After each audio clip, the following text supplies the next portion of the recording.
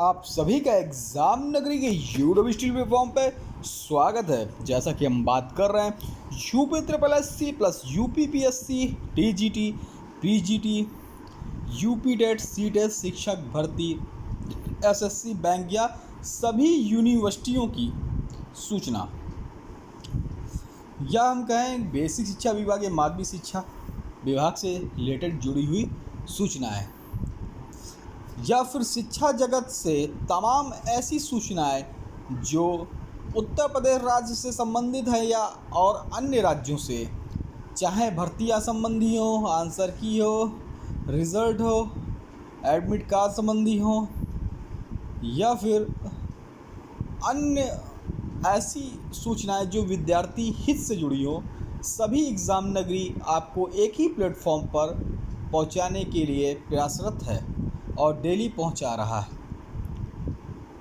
तो आज हम देखेंगे 11 जुलाई 2023, जो कि आज की डेट है 11 जुलाई। जैसे हम लोग डे बाय डे जिस दिनांक की या जिस डेट की न्यूज़ होती सभी देखते हैं, उसी क्रम पे 11 जुलाई 2022 आज के समाचार पत्रों पर छवि विभिन्न समाचार पत्र की सूचनाएं। तो चलिए उसी क्रम पर हम देखते हैं। उससे पहले सभी भाई बहन चैनल को सब्सक्राइब कर बेल आइकन दबा दें, जिससे आपको सूचना नोटिफिकेशन सबसे पहले मिल सके। आशा है कि आप सभी भाई जानते हैं कि कोई भी सूचना छोटी हो या बड़ी, आपके लिए हमेशा तभी वो हितकारी हो सकती है वो सूचना जब आपको पहले मिल जाए। अगर बाद में मिले तो उस सूचना का कोई महत्व या औचित्य नहीं रहता है। तो चलिए स्टार्ट करते हैं। आशा अपने चैनल को लाइक सब्सक्राइब शेयर कर दिया होगा। चलिए देखिए, सूचना है टीजीटी पीजीटी 2016 और 2021 की काउंसलिंग शुरू हो गई है। सूबे के सहायता प्राप्त माध्यमिक स्कूलों में टीजीटी पीजीटी 2016-2021 की भर्ती में चयन के बाद भी कार्यभार ग्रहण नहीं करने से रिक्त पड़े पदों पर प्रतीक्षा सूची के अभ्यर्थियों की काउंसलिंग सोमवार से शिक्षा निदेशालय में शुरू हो गई है। 87 पदों के सापेक्ष मात्र 32 अभ्यर्थी काउंसलिंग में शामिल हुए हैं। पहले दिन 11 बजे से 3 बजे तक टीजीटी 2016 हिंदी के 87 पदों के लिए 90 और गृह विज्ञान के 6 पदों के लिए 17 अभ्यर्थियों को बुलाया गया था। गृह विज्ञान में 6 पदों के सापेक्ष 10 अभ्यर्थी के लिए पहुंचे थे। उप शिक्षा निदेशक प्रमोद कुमार ने बताया कि काउंसलिंग 26 जुलाई तक चलेगी। वहीं दूसरी ओर टीजीटी 16 सामाजिक विज्ञान के 144 पदों पर नियुक्ति की जानी है। इसके लिए मंगलवार को शिक्षा निदेशालय ने काउंसलिंग प्रक्रिया पूरी की जाएगी। 87 पद पर नियुक्ति को 32 पहुँचे, जैसा कि अभी मैंने आपको बताया है, अभी न्यूज़ दी है, ठीक है। एक सीट पर साक्षात्कार को बुलाए जाएंगे दो उम्मीदवार। तो यह मामला है प्रवेश भवन में 26 विभागों को भेजा क्रेड के 2 उम्मीदवारों को डाटा। तो इलाहाबाद विश्वविद्यालय ने इस बार पीएचडी प्रवेश की प्रक्रिया में बदलाव किया है। इंटरव्यू के लिए विभाग में पीएचडी की एक सीट पर 2 से अधिक उम्मीदवार नहीं बुलाए जाएंगे। इसको लेकर दिशा निर्देश को भी जारी कर दिया गया है। सोमवार को प्रवेश भवन ने इलाहाबाद विश्वविद्यालय के 26 विभागों को क्रेट लेवल 2 यानी साक्षात्कार के लिए सफल उम्मीदवारों का डाटा भेज दिया है। मंगलवार को 14 अन्य विभागों को भी ये डाटा भेज दिया जाएगा। पीएचडी में प्रवेश प्रक्रिया 1 महीने के भीतर संपन्न करानी। इलाहाबाद विश्वविद्यालय ने सोमवार को प्रवेश प्रक्रिया की घोषणा कर दी है।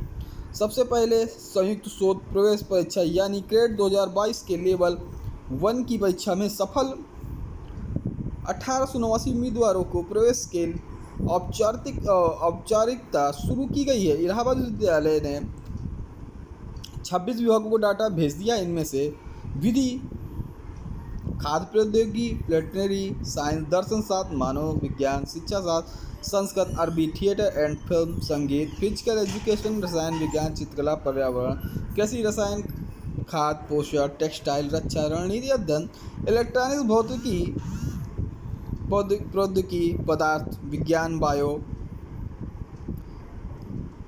इन्फॉर्मेटिक्स, सांख्यिकी, पर्यावरण एवं समुद्र विज्ञान पाठ्यक्रम शामिल हैं। ग्रेड लेवल में सफल उम्मीदवारों को डाटा के साथ ही प्रवेश नियमावली भेज दी गई है। आज रात से शुरू हो सकते हैं CUT के पंजीकरण। चलिए, SS खन्ना PG कॉलेज में भी प्रवेश प्रक्रिया शुरू हो गई है। उत्तर प्रदेश सेवा आयोग के गठन पर आज लग सकती है मोहर। मुख्यमंत्री योगी आदित्यनाथ की अध्यक्षता में मंगलवार को लोक भवन में होने वाले कैबिनेट बैठक में उत्तर प्रदेश शिक्षा सेवा आयोग के गठन की प्रस्ताव को मंजूरी दी जा सकती है। प्रदेश के बेसिक, माध्यमिक, उच्च प्राविधिक, व्यावसायिक शिक्षा विभागों को अल्पसंख्यक कल्याण एवं वक्फ विभाग के अधीन शिक्षण संस्थाओं में शिक्षक व प्राचार्यों के रिक्त पदों पर चयन के लिए राज्य सरकार उत्तर प्रदेश शिक्षा से चयन आयोग का गठन करना चाहती है। कैबिनेट की बैठक में इस पर मोहर लगाई जा सकती है। नए आयोग में एक अध्यक्ष और 11 सदस्यों की नियुक्ति का प्रावधान प्रस्तावित है।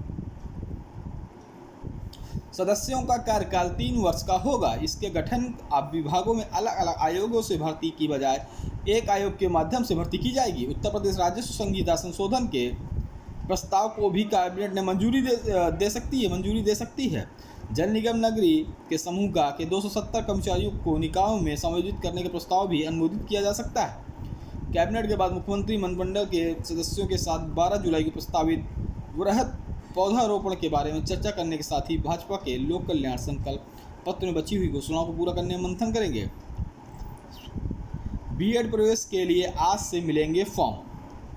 तो SS खन्ना महिला महाविद्यालय 23-25 के तहत बीएड प्रवेश के लिए काउंसलिंग फॉर्म 11 जुलाई से मिलेंगे। प्राचार्य प्रोफेसर लालिमा सिंह के अनुसार इलाहाबाद विश्वविद्यालय प्रवेश परीक्षा में शामिल होने वाली महिला अभ्यर्थियों सुबह 10 बजे से अपराह्न 2:30 बजे तक बीएड कार्यालय में फॉर्म प्राप्त करना है और उसे भरकर जमा करना है।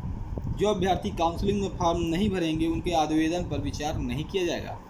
फॉर्म भरने वाले अभ्यर्थियों को मेरिट के आधार पर प्रवेश दिया जाएगा।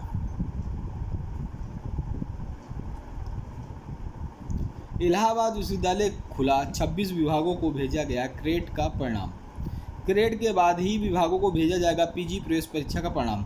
जुलाई के तीसरे सप्ताह में पीजी के प्रवेश के लिए काउंसलिंग होने की उम्मीद है।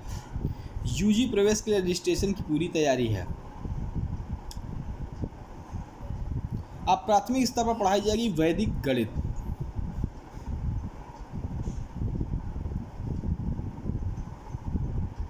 बढ़ेगी डीएलएड में प्रवेश को आवेदन की तिथि मिली है मंजूरी। चलिए,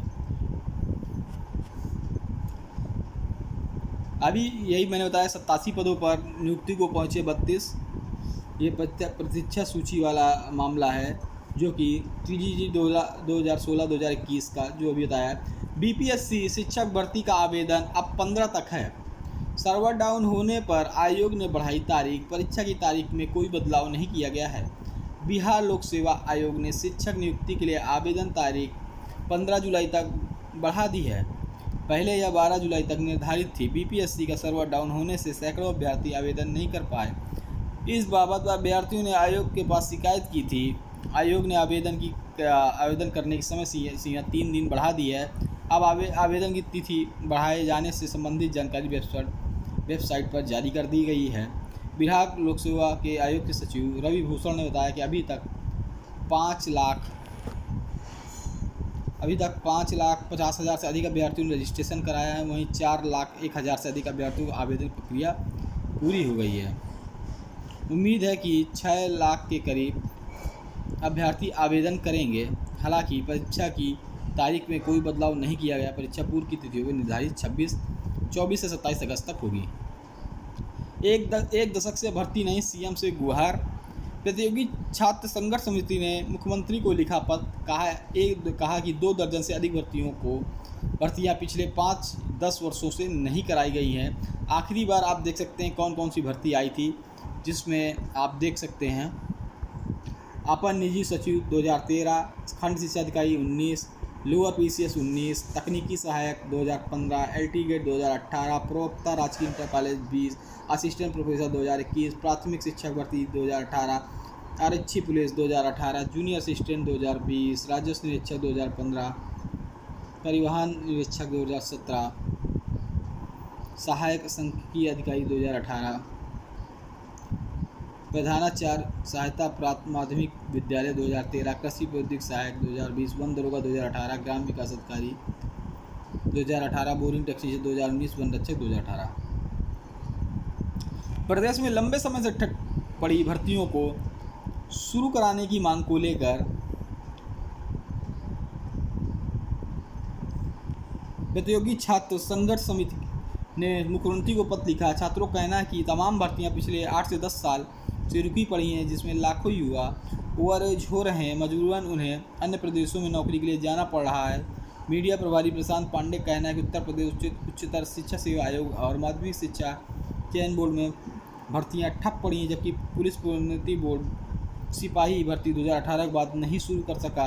लगभग 2 दर्जन से अधिक भर्तियां हैं जो पिछले 5 से 10 सालों में नहीं आई। ये भर्तियां तत्काल शुरू नहीं होती तो छात्र जल्द सोशल मीडिया पर अभियान चलाएंगे और फिर व्यापक आंदोलन की रणनीति तय करेंगे। खिलाड़ियों की भर्ती परीक्षा के लिए कार्यदायी संस्था का चयन कल। तो प्रदेश में पुलिस आरक्षी पद पर खिलाड़ियों की भर्ती के लिए बुधवार को कार्यदायी संस्था का चयन किया जाएगा। उत्तर प्रदेश पुलिस भर्ती प्रोन्नति बोर्ड द्वारा कार्यदायी संस्था के चयन के लिए निविदा खोली जाएंगी। भर्ती बोर्ड ने इसके लिए पहले संस्था के चयन की निविदा जारी की थी, जिसके बाद निरस्त करना पड़ा था। स्थगित हुई बीएड की काउंसलिंग की नई तिथि नहीं हो सकी तय। प्रदेश के 3 विश्वविद्यालय में मुख्य परीक्षाएं न होने के चलते बीएड की काउंसलिंग सोमवार को शुरू नहीं हो पाई। विश्वविद्यालय प्रशासन ने अग्रिम आदेशों तक काउंसलिंग स्थगित कर दी है। रिपोर्ट शासन को भेज दी है। बीएड संयुक्त प्रवेश परीक्षा परिणाम 30 जून को जारी किया गया था। 10 जुलाई को बीएड कॉलेजों के लिए काउंसलिंग शुरू होनी, जिसके लिए देश भर में संचालित 16 विश्वविद्यालय से परीक्षा संबंधी जानकारी मांगी गई थी। इसमें से डॉक्टर भीमराव अम्बेडकर विश्वविद्यालय आगरा, डॉक्टर राम मनोहर लोहिया अवध विश्वविद्यालय और लखनऊ विश्वविद्यालय में स्नातक की परीक्षाएं अब तक नहीं हुई, जबकि अन्य विश्वविद्यालयों में परीक्षाएं चल रही हैं। ऐसे में बीएड की काउंसलिंग प्रक्रिया को स्थगित कर दिया गया है।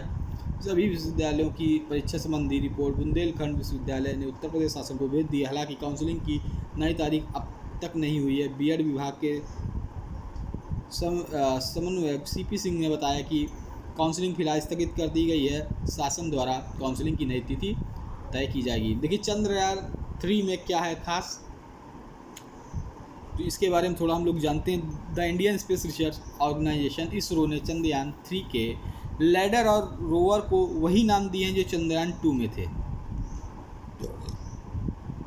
लैंडर का नाम विक्रम और रोवर का नाम प्रज्ञान है। तो आपसे प्रतियोगी परीक्षाओं में भी पूछा जा सकता है, तो इसको थोड़ा सा आप याद कर लें। लैंडर का विक्रम और जो रोवर का है वो प्रज्ञान। इसरो चंद्रयान 3 में काफ़ी बदलाव किए गए हैं। अगर इसमें कोई खराबी आई तो भी यह काम करेगा। इसके रोवर को ऐसा तैयार किया गया है खुद खतरनाक जगहों से बचा सके। यही चंद्रयान 2 की क्रैश साइट से करीब 100 किलोमीटर दूर एक लैंडर को तैनात करेगा, जो चांद के टेम्परेचर, भूकंप, सोलर विंड की जानकारी जमा करेगा। 3 हिस्से हैं इसके। यह मून तक रोवर को ले जाएगा। प्यारा सा रोवर इसके अंदर होगा। वजन रोवर समेत 1792 kg होगा। लैंडर जो मून तक ले जाएगा,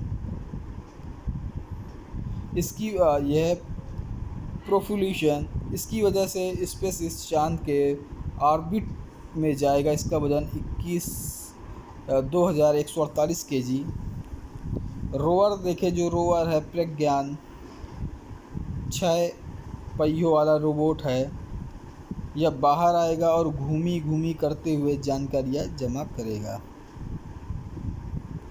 तो ये कुछ रही आज के समाचार पत्रों पर कुछ छपी हुई सूचनाएं जो आपके विद्यार्थी जीवन से संबंधित बहुत ही महत्व रखती हैं। आशा है आप सभी भाई बहनों ने चैनल को सब्सक्राइब कर बेल आइकन दबा दिया होगा, जिससे आपको सूचनाएं नोटिफिकेशन मिलती रहें।